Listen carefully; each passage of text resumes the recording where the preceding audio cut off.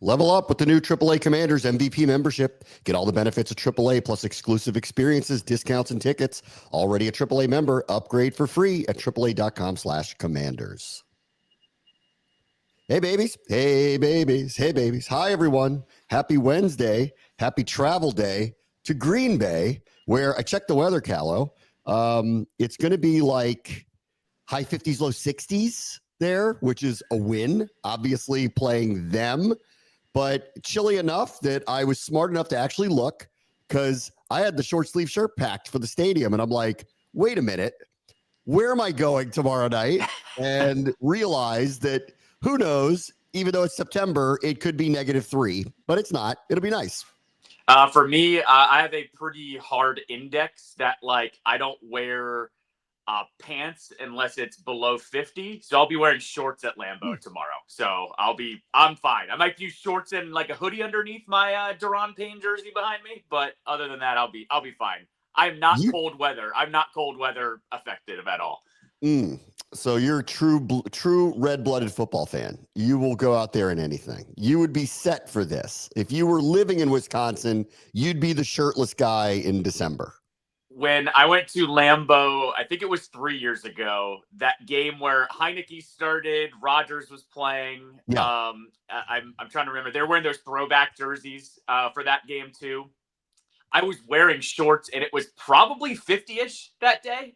Yeah. And I had actual people in the stands because if you have not been to Wisconsin or Lambeau, people will talk to you. They're the nicest people in the world. It is you think being from the East Coast, they're messing with you. They're so nice. No, they'll invite you to parties. They'll like, hey, what are you doing? Come on over to our house because the stadium's in the neighborhood. And they're like, come to our party. Yeah. Right. I thought it was people messing with me. It took about for the fourth person to say that to me that I thought, oh, this is legit. They actually just want to have fun with you. All that to be said, I was wearing shorts and people were like, if you're from here, why are you rooting for Washington? Because they thought because I was wearing shorts, I was actually from Wisconsin. So, yes, I will fit right in with those people. But, yeah, I've never really been deterred. I was in that, you might remember a game. It had to be 10, 15 years ago. Remember there was freezing rain when we played the Chiefs at FedEx Field, and it was a terrible game. Yes. I was there. I was in the stands for that one. So you were one of the 8 people that stuck around for that. Remember, everybody left because the weather was so awful that everybody took off from there. Exactly. So I've actually it doesn't matter to me, especially when it's cold weather stuff. I actually like those games more. You can call me psycho if you want, but I like those more than the 95-degree and humid, September game. So yeah, this weather for me is perfect. You told me you're flying to Chicago and then driving to Green Bay. You know they're not close, right? They're close enough. They're close enough. Aware that that's not they're not nearby each other, right? You're aware of that? Yeah, but I'll counterpoint with you. You're aware that it's really expensive to fly into that one little dinky airport anywhere around game day. And it's about a quarter of the price to go to Chicago and then just drive the 2.5 hours to Green Bay. So I'll counterpoint with I'm saving a bunch of money here because my tickets weren't cheap for this game either. 3 hours. So and you're going tomorrow. So you what are you guys leaving at 6 a.m.? Yeah. I think we land at 8. That's whatever. That's a long day. Oh man, that is a long day. I applaud you for the effort because that is quite an effort to fly to Chicago, drive 3 hours, go to a night game. Whoa. I mean, dude, you've seen what time I get to the tailgate lots. I'm at the island as we call it at 8:30, 9 a.m. So this is nothing for me. This is normal game day. This is normal game day for me. You're gonna be the one guy who's sad when they close down Northwest Stadium because you're gonna miss Beauty Island. I'm just if you know, you know. If you know, you know. I tell everyone that's the place to tailgate. So yes, you're correct. The one guy who's there are some things about this area that are great. One guy I will hold up the reputation of this stadium. You're the one person that will do it. I mean, people on this show to go way inside baseball don't know because I've never shown it on this show is that I do have a Commanders tattoo and there is a little bit of a tribute to where I tailgate. So that is you do? a part of it. Yeah, you do. Yeah, I've shown you that before. Yeah.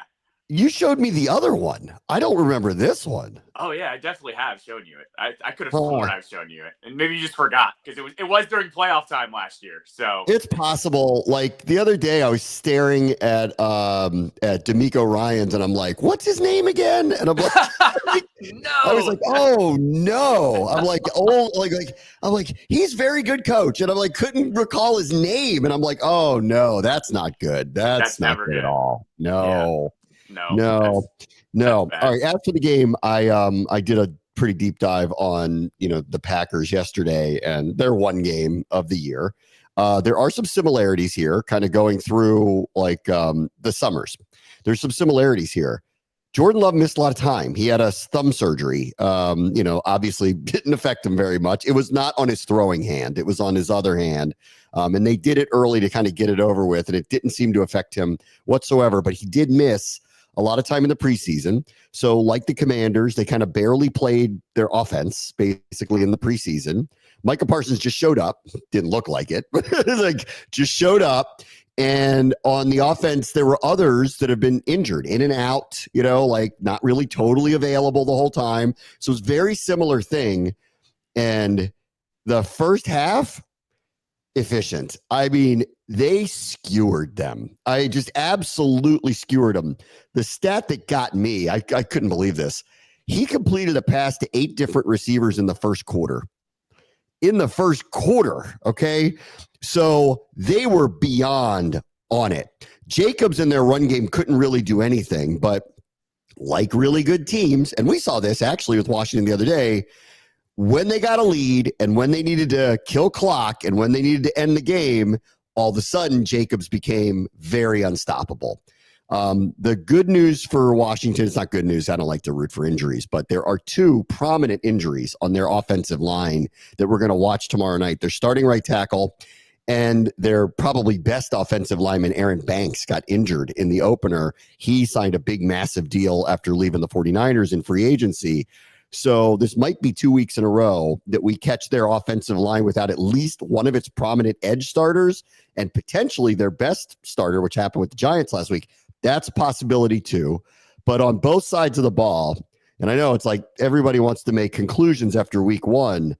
I will tell you, like, this was formidable. Really, really, like, considering we had the same storyline, they were clicking on offense. We were not. They were clicking on offense against the Lions.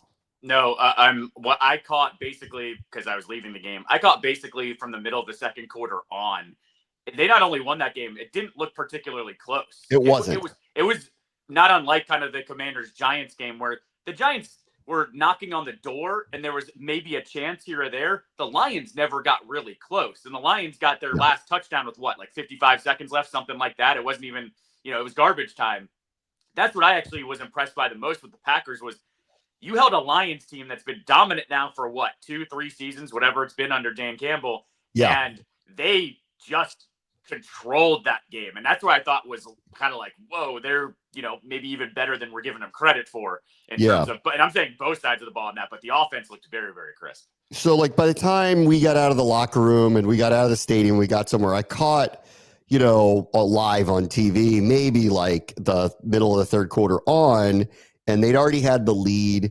And then I saw all of this, and I was impressed that like Detroit just couldn't do anything against them. Yeah. But, and then I read the stats, and they didn't even have 300 yards of offense, and they only ran 48 plays. And I'm like, there's got to be more to this, but when I rewatched, it was efficiency. It actually had very little to do with like, oh, they hit one big play or whatever. No, they were extremely efficient. Of their 5 scoring drives, 3 of them were 3 minutes or less.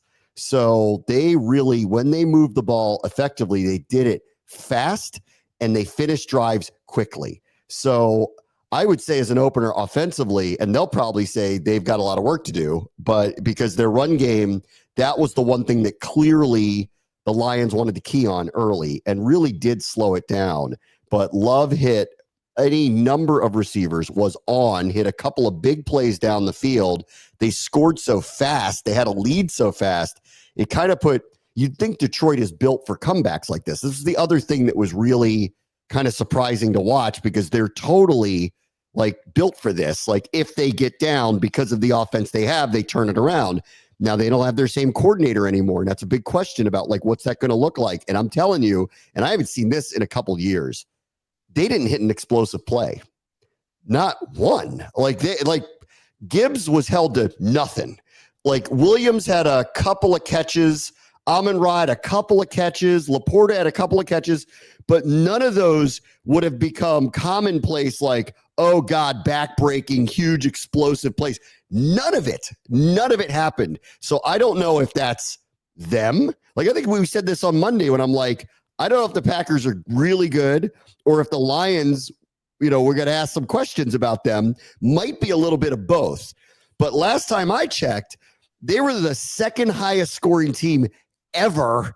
And I'm telling you, like, this was dominant to the point where they didn't even look like the same offense from a year ago. No, I mean, we kind of had called this that they were probably going to have to go through these growing pains of having two new coordinators. I'll kind of steal a quote from Chris Long. He was on with Eisen yesterday, and he was kind of like, I hope Dan Campbell is learning from this because when you have a good team and you're there for a long time, this happens often. So get used to, if you're going to be good this long, that your coordinator's going to get poached. He was basically saying, it looked like this was the first time Campbell was dealing with this because he's going, it's against a division rival. How do you not just at least have like some tendencies down to keep this thing kind of close? And I kind of bring you to agree just to say it's a divisional game. We talk about this all the time, that divisional games tend to at least be semi-close. Maybe a team pulls away at the end, but for a team that's supposed to be as good as the Lions, and we talk about this all the time, from a talent perspective, how they were just kind of outmatched against that team. It's a little bit baffling how it wasn't close at all, really. No, and I'll go back to, again, the Packers, like us, had a summer where a lot of injuries took place, and they didn't have their guys on the field, and they didn't really play them much in the preseason. You wouldn't have known it. And so, listen, things change. Like I saw somebody like write, a piece today about like, it was making fun of kind of like hot takes week 1. And they go, does anyone remember that after week 2, the Saints were trending to being the highest scoring team in NFL history and were 2-0? And then what happened after that? But this is different. Like these are two teams that I think everyone will consider they're off of playoff seasons. The Lions had the best season in their team's history. They had the second best offense ever. The Packers muddled through a lot of injuries and won 11 games anyway, got to the playoffs, were completely undermanned, and were right there with Philadelphia, which is why I picked them to win that division this year. I think that they got better. The addition of Micah, I think, makes them a lot better. I'm going to tell you about that in a second. But this was not close in a way that was shocking. Like it was on both sides of the ball. The Lions could not do anything that is reminiscent of the team that they've had offensively over the last couple. I mean, no answers anywhere, nothing. And then offensively, things slowed down for Green Bay after they had a 2-touchdown lead. But the first 3-4 drives of the game, they skewered them. And I mean, like Love had all the time in the world. They didn't even need their run game. Every receiver was a viable option for them. It was frightening. And if they're going to play like this Thursday night, we're going to have a problem, obviously. And if they're going to play like this in December, January, they got shot to win the Super Bowl. Like it was that kind of performance in week 1. I mean, they are my Super Bowl pick, so I didn't think they'd look like it this early. But what I'd say here, too, is what I'm actually most disappointed on is they were dominating the Lions so bad. I thought the Lions were missing their physical edge. I joked with you on my show on Monday that there is a stat called the Honolulu Flu that last year, opponents that played the Lions, the record after they played the Lions was 6-11. And they attribute it to the Lions being so physical that teams get beat up and are struggling the following week. I was more mad that I didn't see the Lions being that physical against Green Bay on a short week where I kind of thought, maybe that would help us out a little bit. And I didn't see enough of that. So to that point, and these are hard to read and gauge sometimes, the Packers injury list is actually quite long. Okay. The one that they released this week, and it included a couple receivers. It included 2 offensive linemen that feel like are actually really in jeopardy of not playing. One of them almost feels like is certain to not play. If Banks doesn't play, that's a really big deal. They're going to put their best offensive linemen's this guard. if he's out and Kinlaw's lining up over the backup, I like our chances to get a lot more pressure on Jordan Love than the Lions did. But it was very noticeable and notable. That was the Lions' starting defense. That defense was very good before Aiden Hutchinson and the rest of them all got hurt, and that's what derailed their season last year. Well, they couldn't get any pressure on him. I mean, full, clean, wide open, wherever you want to throw it, pockets. And with a quarterback like that, and we have one of them too, it's over. Like, it's just over. They're not going to make the mistakes, and at times they're just going to gut you. And they did. So it was more than impressive. I will talk about Micah here for a minute. You know, on their defensive side, it was funny. They actually mirrored us a lot. Like, I actually felt like I was watching the same tape. They kind of overwhelmed the Lions in a way that we overwhelmed the Giants. And the stat on Micah was this, and this was the scary stat that I read. First of all, he stated that he talked the coaching staff into letting him play more than they were going to. That was number one.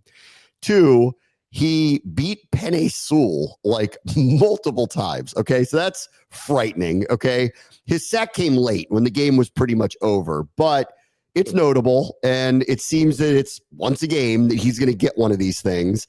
But his presence was really felt. But ESPN, one of their analytics guys, did a real deep dive across the league, and they said this about him. When he was on the field, they got to the quarterback a half second quicker than they did when he wasn't on the field. And I know a half second doesn't sound like a lot, but this was from like 3.3 seconds to 2.8. So in under 3 seconds. Now, this isn't all him, because they were like us. They were bringing a lot of pressure. And with Parsons, though, but when Parsons was on the field, it was noticeably even ramped up even more. And in Spinal Tap language, it went to an 11. So his presence was really, really, really felt out there. Well, and I heard him talk yesterday, too, that the coaching staff had put in specific plays for him on the defensive side of the ball that they didn't even run against the Lions. They're running, like he said, maybe we'll put him in this week, essentially. So that was the other side of me that went like, whoa, he was already pressuring them kind of on his own and maybe a couple stunts or whatever. But the fact that the defensive coordinator, you know, for the Packers was basically going, we've got some stuff for you, but we're not even going to run it yet. That is also what's a little bit crazy here. It's not like they were giving him some kind of special look either here. That was basically just Micah being Micah. And I still go to that stack he had on Goff, just always, you know, when he's barreling down on somebody, when his speed is profiled like that, yeah, no one's better than chasing down the quarterback than him at this point. No. So if he gets loose, it's, you know, it's kind of done. There are a few things that with superstars in sports that become kind of iconic. He's got that look. Like when he's coming after somebody, it's like time slows down and he's going to catch them. Like it is, right. It is a National Geographic film in like where he's chasing down the prey and you know how it's going to end. Like you could see it. He timed it right and you could see it. It like reminds me forever. I used to love when LeBron would run down somebody from behind and block their shot off the backboard. It was like that kind of iconic thing where you're like, you see it coming, you know exactly what's going to happen, and there's no stopping it. I joke about it all the time, too. You know, last year, it was what it was, but I joke that, like, Micah was the reason they pulled Jayden probably faster than they wanted to in that Dallas game, because he was wreaking havoc so much in that first drive. Remember, he got sacked in the first drive. And I just remember thinking they probably didn't want to pull him that fast, but because he was playing and teeing off so well, they're like, Mariota, go on out there and, you know, try to win this thing. And they did, but that's how good he is that this team even was like, we're good. We don't need to mess with this, you know, in week 18 when we're, you know, going to the playoffs. You know, like, it's not like people reinvent defense every year, but I do like to watch early stylistically what's going to work around the league. And I remember last year early, one of the chief complaints, you know, of the people who, you know, followed the game was how far back safeties were playing, how little pressure people were bringing. It was forcing everybody to throw things underneath. The larger complaint about most of it was it's just not pretty to watch, that we were getting a lot of like, it's just not pretty to watch. And I remember early in the season, I'm like, Tampa Bay, who I think is a legitimate contender, they're not playing this style. They're getting caught by not playing this style. It's kind of a little out of vogue. And actually, like it feels almost out of place now. If you watch the Commanders and the Packers, though, what you saw was an inverse of that over at least week one, which was, no, we ain't doing that. Okay. We're bringing people on almost every play, and they mirrored each other. I mean, I felt like I was watching the same game, and no offense to the Giants, but the Packers doing that to the Lions was shocking to watch. They were not scared to get beat deep. And I think part of this might have been Goff ain't going anywhere. So that's something I want to kind of think about tonight into tomorrow. And after watching this, Jayden isn't a statue. He's the opposite of it. So do they expect them to actually bring that level of numbers again against him, knowing that when he escapes, it's a death sentence for you, because Goff isn't going anywhere. Jayden, I don't know. But I did see stylistically, it was interesting to see this, that two of the teams that people think are contenders played a hyper-aggressive style up front, which was a difference from the early part of last year, where that's not how a lot of the defenses at least attacked it early in the season.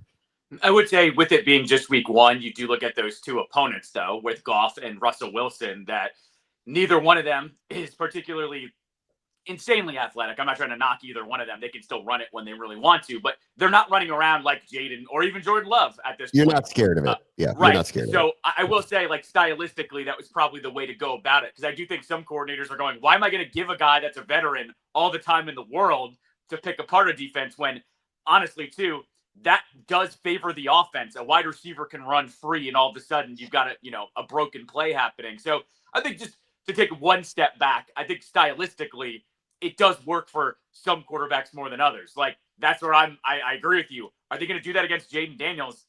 Good luck with that. Like, we saw Jayden make it look like cartoons at times last year, when, you go to that Browns game where two defenders run into each other and it looks like a cartoon essentially, and he takes off running.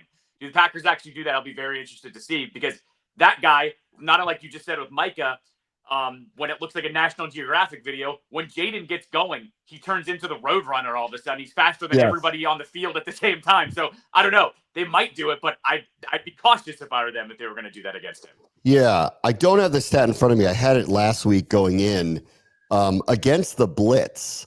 Like, Jayden's passer rating's outrageous. Right. Last year, he was blitzed the sixth most times last year, and his passer rating was among the best in the league. And so it was like, I wouldn't do that if I were you. Like, basically the stat was, I wouldn't do that if I were you. So are the Packers going to do this again and risk letting him loose, where he turns big plays up with his feet? I don't know. Like, so I don't know. I don't know. I don't think they can do what they did to Goff again. I thought it's dangerous to do it to the Lions because of how explosive they can be with all their explosive players. But you do know that Goff's not running anywhere. So if you really think you're going to win at the line of scrimmage, you're going to win at the line of scrimmage.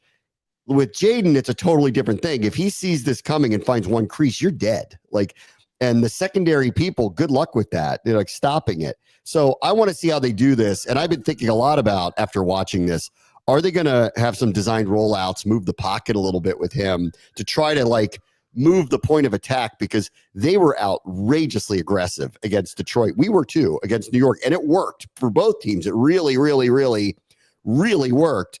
And so, like, look, this is a heavyweight fight. I'm trying to figure out how to, like, characterize it, because I like characterizing things. And I'm like, it's a heavyweight fight, but this isn't boxing. This is different. And I'm like, it's kind of UFC a little bit. It's a little more like that. But I actually really think this is Braveheart. This is everybody's about to run down the hill and go kill each other. Like, that's like, if you watch the way this was hair on fire teams, like, especially on defense, playing each other. We're charging down the hill and we're just going to kill each other. That's what this one is. I thought you were barking up the right tree. I'll take it in another direction. This is WWE. This is John Cena versus The Rock. This is two huge, bigger than life personality franchises at this moment. And it's got all the pomp and circumstance of a Thursday night football. Jayden's a superstar. Jordan Love is an MVP candidate. Micah Parsons was part of the biggest trade of the offseason. There's a lot of lights and fireworks that go with a game like this. And I don't even think the NFL kind of realized how big this one was going to be early on in the season. And it's the only one on, so it is quote unquote the main event. So I'm going to throw it. It's more like WWE main event is what I think there's a lot of casualties coming to this one. Like they're just the way that they played. Like it's not. This isn't Ali Frazier, man. This is everybody get your swords out. We're charging down the hill right now because that's what it really looks like. We could use both analogies. We'll call it a Royal Rumble. 30 people enter, only 2 people leave, and it gets really dramatic in the end anyways, which I think is what's going to happen in this game anyways at the end of the day. So, yeah. Or it's like maybe a little it's Mad Max Fury Road. It's a little, just a little bit of, and Dan Quinn's the guy with the guitar up on the, like that's like, and he's kind of like, I like this kind of party, you know, like this for this one, like I actually think like deep down he's like, I like this party. This is my kind of party. Like he wants it like this. He's like, it's not only, he doesn't just talk about like Dan Campbell did with the like, we'll fight you in a dumpster. We'll take you anywhere. Like, we'll do that. Quinn is kind of like, bring it. We want that kind of fight. Like, let's go. Backyard brawl. Let's go. Quinn's very much, I'm not going to say it out loud, but if you poke me, I'll go ahead and play the game if you really want to. What does that make? Is Goodell the guy that releases all the water? Is he the guy, you know, like the evil dictator? Is that Goodell? Who's the evil guy who's impregnating the people together? I got to think about that. Who's got that? I don't know what that breathing device is that he has. And I still don't know what are those like alien, like paint huffing people that are in it. Like I don't even really understand who they are either. I'm not sure who they are. I'm not familiar with Mad Max lore. I'm familiar with a lot of lore, but not Mad Max lore. You know, I don't want to get too sidetracked, but the New York Times did a best 100 movies of the quarter century, and the list, as you might, because it's like any list, everybody weighed in on the whole thing, and I was so pleased when I saw that was in the top 10. I'm like, oh, okay. You people know what you're talking about. Like that type of movie would never win an award. It might for like costume design or sound effects or something like that, but they'll never give it a best actor. They'll never call it best film. They'll never do that. But it was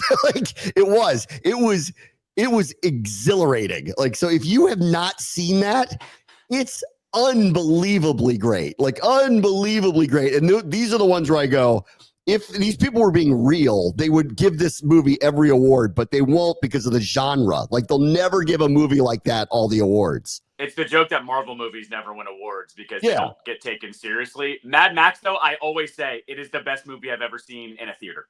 Like it's incredible. Period. Like I saw it incredible. Yeah. I saw it in IMAX, the sound, the visuals, everything. Like bar none, it's the best movie I've ever seen in theater. That's what I'll say. That's my Mad Max rant. I watched it. Yeah, I watched it again like on like one night. I don't remember. I think I don't remember why, but I put it on. It's not the same. This is one of those. It's not the same on a small screen. Like you have to see this on a big screen.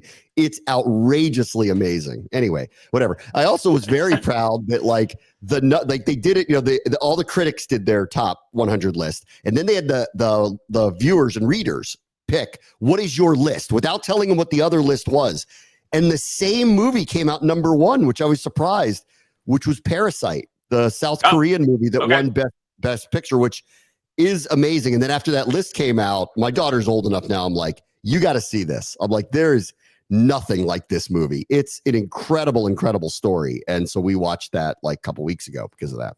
Anyway. Yeah, I enjoyed Parasite. And you're like, and everybody's like, I'd rather hear about Callow getting Italian beef and driving to Green Bay. They're like, stop talking about South Korean movies. Whatever. Yeah, whatever. So I will stick to sports next. Bram wants to show ESPN 630, the Sports Capital. Commanders fans, this is for you. Level up with the new AAA Commanders MVP membership. Get all the benefits of AAA, like 24/7 roadside assistance, plus 15% off Commanders gear at the online pro shop, chances to win game tickets, exclusive access to MVP events, and unforgettable experiences. And if you're already a AAA member, add the Commanders MVP upgrade for free. Head to AAA.com/Commanders and join the squad. Put your fandom in drive. All right, welcome back. Let's go through some other things that are happening around the league, including this decision by the league on Jaylen Carter, who spit on Dak Prescott after Prescott spit before the opening play, but not on him, somewhat at him. There was a Zapruder film that came out in the third quarter of the opener where you see him spit. That said, Carter was, for some reason, standing by the Dallas huddle, okay, on the wrong side of the line of scrimmage before the play was run. There was an injury that was being attended to off of the opening kickoff. And then he and Dak got into it. And then, clear as day, Carter spit on him, got kicked out of the game. They fined him, and they did what I thought they would do. He didn't play. So that, to me, was a suspension. That's the way I kind of looked at it. So I think the NFL did the right thing here to not further this anymore, and let's just move on. No, I think it was a game check. I think it's 57,000. Uh-huh. I think it's what it was. I think this is fine. The only thing I thought that was interesting off of the report was that little addition of, the Eagles will not be going after a signing bonus or any of his contract money, almost to say maybe they talked about that because this is, the third or fourth instance where he's either gotten in a fight or done something crazy to get a fine. I just thought that was almost like a warning shot from Philly to be like, we could have gone after more money. We're choosing not to, almost to kind of try to get him to say, hey, man, you only have so many chances before we've got to do something or the league does something more as well. So I did read, I didn't totally get the Tank Bigsby trade. I'm all for you just add better players. But I looked at their running back room and I'm like, who are they cutting or who's not playing? Is AJ Dillon just, he missed all last year. So, and he came in as the third string running back. Do they not think that he's going to be able to bring much? And maybe that's part of it, because I know they like this guy, Will Shipley. He had that big run against us in the NFC Championship game. I know they like him a lot. He came in as the number 2. And then I read, and this is what's going on around the league, and I saw this coming, the second they lined this kickoff thing up. This is a running back play. They think he's going to be good at that. So that's what his role is early. I mean, nobody's supplanting Saquon. That's what his role is early. They're going to get him up to speed to be a running back on their kickoffs, and they're hoping that he's going to make a difference for them there. Yeah, and I mean, this is what, good to great rosters can do. They can, sacrifice a player to do that. I'm not sure if everyone's in the same boat that they can do that. But look, I would even say this too. You talked about kickoffs the other day with the Commanders. I thought everyone was a little bit surprised when they saw Debo and Eckler back there. But you're right. It's just turned into a play where you're going to use some of your quote unquote normal players because the impact now is a little bit more mitigated than it was before. They're not still taking a big hit, but they actually have the opportunity to bounce this thing. I think we're all still learning how to do this. And I think the Eagles are they're trying to take a swing to upgrade that one position for them. I mean, this is the good and bad of it. I think you actually have to use a primary player on this because of the way it's set up. If you have a really good, scary returner, then it's going to force a team to think about, do I just kick this out of the end zone and give them the ball on the 35, right? On the 35, that's crazy field position to start somebody because you don't want to deal with the return. If you don't put people that the other team is scared of whatsoever, they will kick these weird balls that land in that landing zone, and they're hoping to nail you back at the 20, 25-yard line. It's a big difference. So I think teams are forced into using somebody that scares the other team. That doesn't have to be, like in our case, Deebo Samuel, or in what appears to be their case, Tank Bigsby. It could be Turpin, like Turpin, who's used somewhat on offense, but is scary as a returner. If you kind of just go with let's just take the sure-handed guy and put him back there, every team is going to kick these weird sidewinding balls that just land and assume that they're not going to get past the 25-yard line. So I do think what the NFL has done here is forced teams to use primary players to do this, because you will benefit greatly if you do, and you will get hurt with field position if you don't. It's also attention to detail too. Teams that are paying attention to this means that they're also trying to make this play actually worth something. I think one of the more underrated things on Monday night, where I know the Bears collapsed, but one of the big talking points was the Bears actually kicking it where they Vikings could return it, and the Vikings got to basically run out the 2 minute, right? Run out the 2 minute warning. And that was another one where I'm going, that's a first time head coach that honestly is overlooking the clock management and the special teams aspect of this. And so this is what I'll also just say. It's attention to detail as well. The fact that they are trying to upgrade this Yeah. tells me the Eagles do have all their ducks in a row. Not that that's shocking or anything. Ben Johnson took the blame for that, which it was. But he said, I thought we could kick it out of the back of the end zone. And that's what it looked like he tried to do. And the kicker didn't do that. And I think that's kind of on, if that got across to them where they said, you got to kick this out of the back of the end zone because we don't want to give it to him at the 40. We want to give it to him at the 35. Well, the kicker needs to say, I can't kick it out of the end zone. Or the special teams coach needs to say, I don't think he can do that. And it was a great shot that they showed where you see Kevin O'Connell going, come out, because he was like 7 yards deep. And the second he did it, I went, game over. Unless he fumbles the ball, game over. Because the only chance they had was to not move the clock at all before the 2-minute warning. So they kind of blew that. In San Francisco, actually, you know what? Let me speaking of that one. I saw this one. I thought this would be nice just to mention to all the home fans. Their new defensive tackle tandem, Javon Hargrave and John Allen, had 13 quarterback pressures combined. Some of that's on Caleb. He's never on time. We went on this for an hour the other day. Allen, though, had 6 quarterback pressures. So I love John. I wish him the best. We're going to see him later this year. Just wanted to point it out to all the home folk here. He had a very good debut for Minnesota for them. I very rarely in recent years, mainly because of lack of talent, have had the weird, like, that feels and looks really weird. But seeing him in a Vikings uniform weirded me out the other night. Like, he had the same crazy face mask that he wore here, too, as well. That was the weird sight just because we haven't had a lot of those guys leave and wear another uniform. I will point out one thing to you. When they were driving for that, fourth quarter drive to try and come back against the Vikings, he was not on the field. He was on the sideline. So they did put in a faster, maybe a more pass rushy type defensive line there. Good on that. I was like impressed. Like that's what you probably should do with John, a little bit older. So, but yeah, he made a couple of, pressures on there, mainly because Caleb is running around so much. But yeah, I'm happy for John. And then, I don't want to, I shouldn't start doing this. It's really, I did it on my show. It's not right because the whole premise here is we're very happy with the quarterback we selected. This isn't a competition. I know for Chicago, you guys are trying to tell yourself. I know what's happening in real time.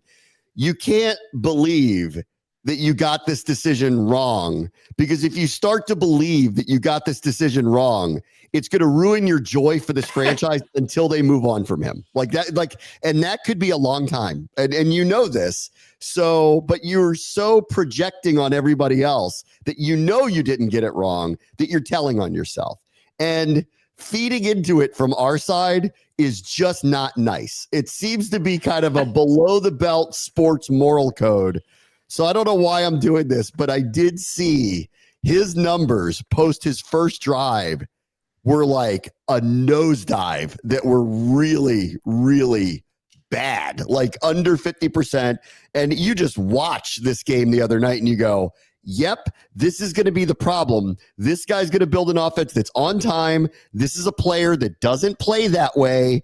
And unless they get on the same page, you're going to see a few games where he's amazing, right? Because he's going to make these crazy plays. And you're going to see a few games that like that, where they blow a fourth quarter lead because he's not playing on time in a system. And I don't want to take anything away from JJ or the Bears defense, which got skewered, down the stretch. Like that's part of it too here, but it's pretty bad. And I feel bad saying it. I don't even know why I brought it up.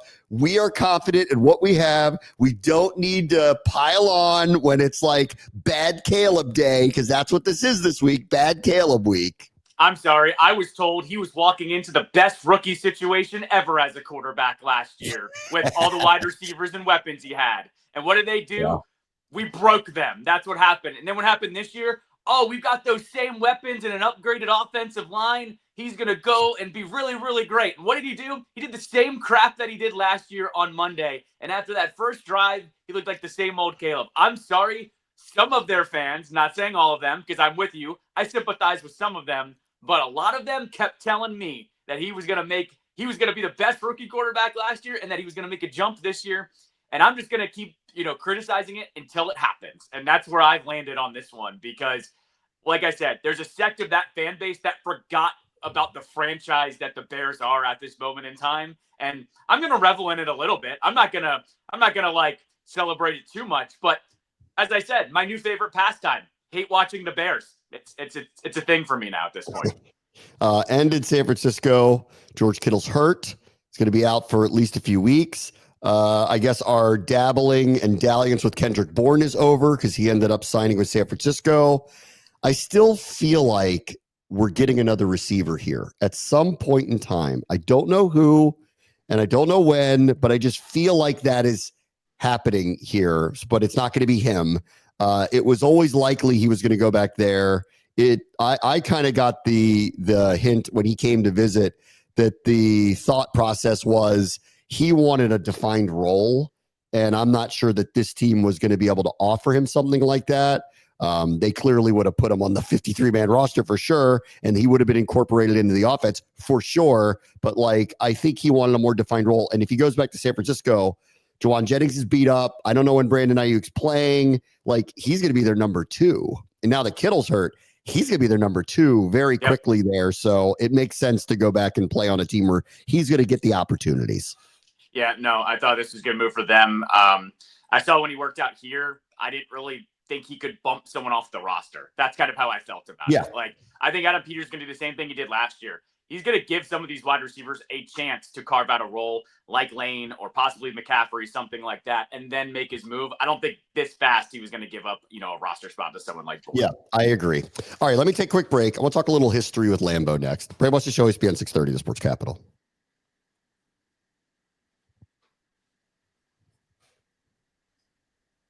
All right, welcome back.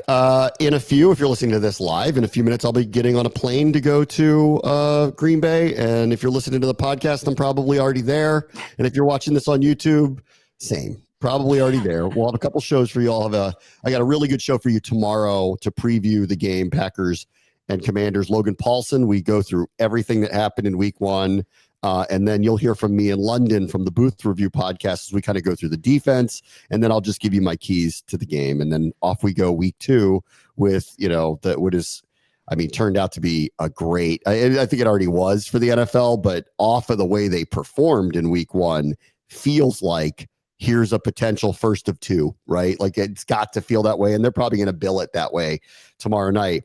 There's a couple other things about this. I asked Logan about this, and because I just wanted to get a player's perspective. It's really cool to call a game there. It's really cool to call any of their games, but that place has got so much history attached to it. It's like going to a museum and going to the Louvre are 2 different things. It just is. And that place, it just drips with history. It just feels different. I think the way Logan put it was, he goes, you could feel the ghosts. And so I was like, because I was telling him, I'm like, this is really, I'm not going to lie to you. This is really cool to call a night game in that place with a really good team that's a contending type team against them.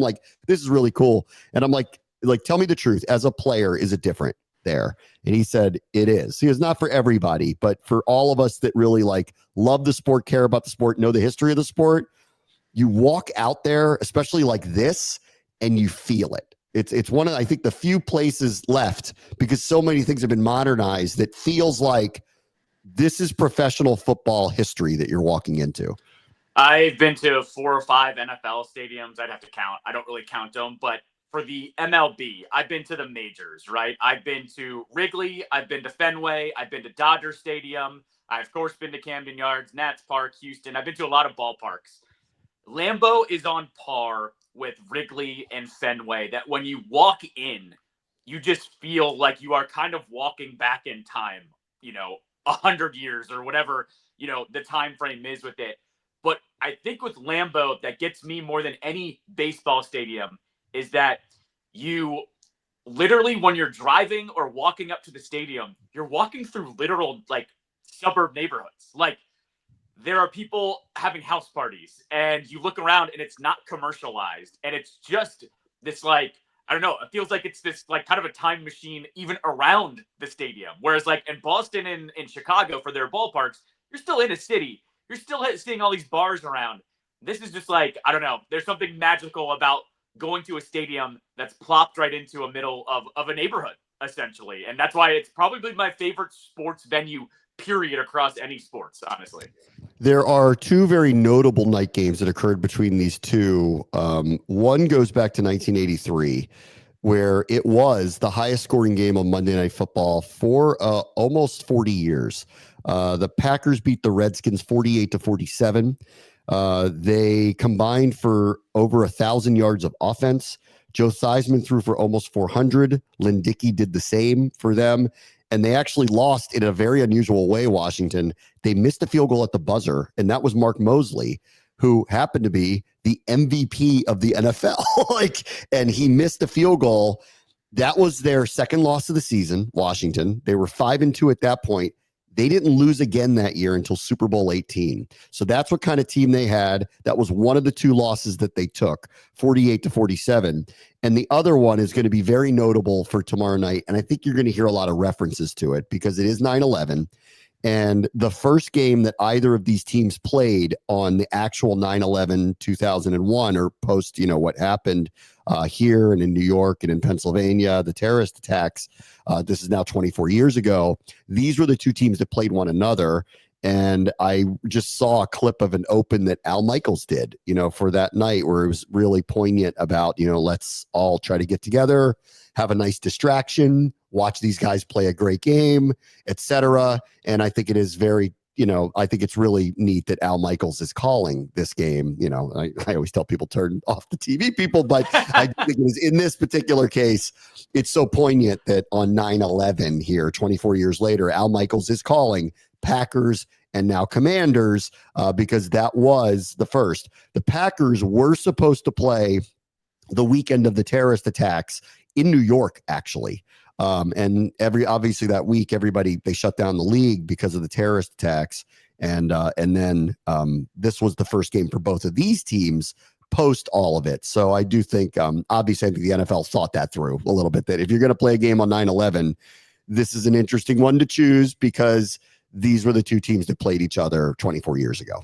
Yeah, I was going to say, too, the NFL actually does tend to look at Washington in these matchups where they played the Jets or they played the Giants or they make sure to play in D.C. On that. So I'm not surprised because I kind of was like, that's a weird one. It doesn't seem like that means much. And then I did the same thing you did, was kind of read the game notes and went, oh, that's why this one is coming out, on Thursday as well. So, yeah, the NFL is usually pretty transparent in that as well. Yep. And I do like that we're not going there in a blizzard. That's really great. So, I mean, I would have been there. I would have been there if it was a blizzard. All right, everybody. We'll do a show tomorrow, and then maybe I'll see you up there, Callow. We'll see. Maybe I'll run into you on the streets of Green Bay. We'll see what we do. Shoot you a text when I get there. All right, sounds good. All right, everybody. Talk to you tomorrow. Brand Watch the Show, ESPN 630, the Sports Capital.